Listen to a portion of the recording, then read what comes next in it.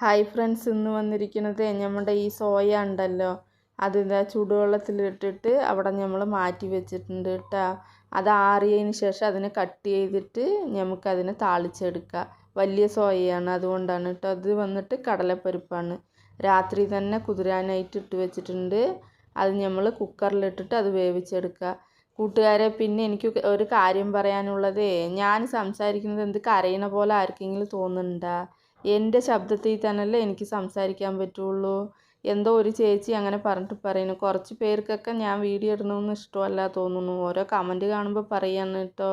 എന്തുകൊണ്ടാണെന്ന് അറിയില്ല, എൻ്റെ ശബ്ദത്തിൽ തന്നെയല്ലേ ഞാൻ സംസാരിക്കാൻ പറ്റുള്ളൂ. മിമിക്രി ഒന്നും ഞാൻ ചെയ്യുന്നൊന്നുമില്ലല്ലോ. അതൊക്കെ പോട്ടെ, ഞാൻ പറയേണ്ട കാര്യം പറയാൻ തോന്നി, അതുകൊണ്ട് പറഞ്ഞാണ് കേട്ടോ. ആദ്യം തന്നെ ചട്ടി അടുപ്പത്ത് വെച്ച് ഓയിൽ ഒഴിച്ച് കൊടുത്ത് വലിയുള്ളി ഇട്ടിട്ട് നന്നായി വഴറ്റിയെടുക്കുക കേട്ടോ. നന്നായി വഴറ്റിയെടുത്തതിന് ശേഷം നമുക്ക് ഈ തക്കാളിൻ്റെ ഒപ്പം തന്നെ ഇഞ്ചി വെളുത്തുള്ളി അരച്ചിട്ടുണ്ട് കേട്ടോ.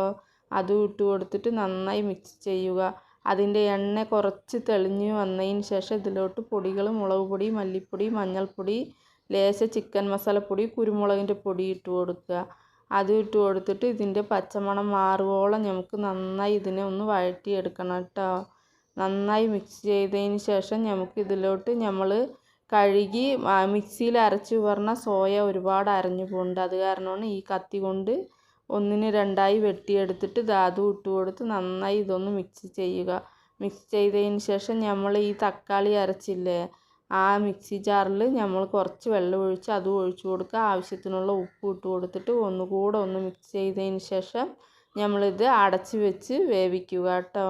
അത് വെന്ത് വന്നതിന് ശേഷം ഇതിലോട്ട് നമുക്ക് ഒന്നുകൂടെ ഒന്ന് മിക്സ് ചെയ്തതിന് ശേഷം ഒരു കൈ നിറച്ച് മല്ലിയില മാത്രം ഇട്ട് കൊടുത്താൽ മതി. പുതിന ഇലയൊന്നും വേണ്ട. അത് ഇടുന്നതിന് മാത്രമേ ഇടുന്നുള്ളൂ, എല്ലാത്തിലൊന്നും പുതിന ഇല ഇടില്ല കേട്ടോ. എന്നിട്ട് ഒന്ന് മിക്സ് ചെയ്യുക. മിക്സ് ചെയ്തതിന് ശേഷം നമ്മളത് മാറ്റി വയ്ക്കുക. അപ്പോഴേക്കും നമ്മുടെ കടലപ്പരിപ്പൊക്കെ ഇവിടെ വന്നിട്ടുണ്ട്. ഒരു ചട്ടി അടുപ്പത്ത് വെച്ചിട്ട് കുറച്ച് ഓയിൽ ഒഴിച്ച് കൊടുത്ത് കടുക് ഉഴുന്നുപരിപ്പ് ഇട്ട് കൊടുത്ത് കുറച്ച് കരിവേപ്പിൻ്റെ ഇല ഇട്ട് കൊടുത്തിട്ട് ലേശം വലിയുള്ളി ഇട്ട് കൊടുത്തിട്ടുണ്ട്. അത് നന്നായി മൊരിഞ്ഞ് വന്നതിന് ശേഷം നമുക്ക് ഇതിലോട്ട് കടലപ്പരിപ്പ് അതും ഇട്ട് കൊടുത്തിട്ട് നന്നായി മിക്സ് ചെയ്യുക കേട്ടോ. അതിൻ്റെ ഒപ്പം തന്നെ കുറച്ച് മഞ്ഞൾപ്പൊടിയും ലേശം മുളക് പൊടി ഇട്ട് കൊടുത്തിട്ടുണ്ട്. ഒരുപാട് മുളക് പൊടി ഇട്ടാൽ ഭയങ്കര എരിവുണ്ടാവും, അതുകൊണ്ടാണ് കുറച്ചിട്ട് കൊടുത്തിട്ടുണ്ട്.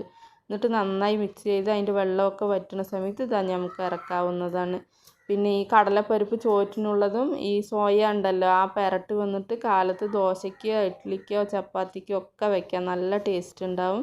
ഒരു പ്രാവശ്യം ഇതേമാതിരി ഒന്ന് ഉണ്ടാക്കി നോക്കിയിട്ട് കമൻറ്റ് അയക്കാനും ലൈക്ക് ചെയ്യാനും മറക്കല്ലേ. Okay, bye.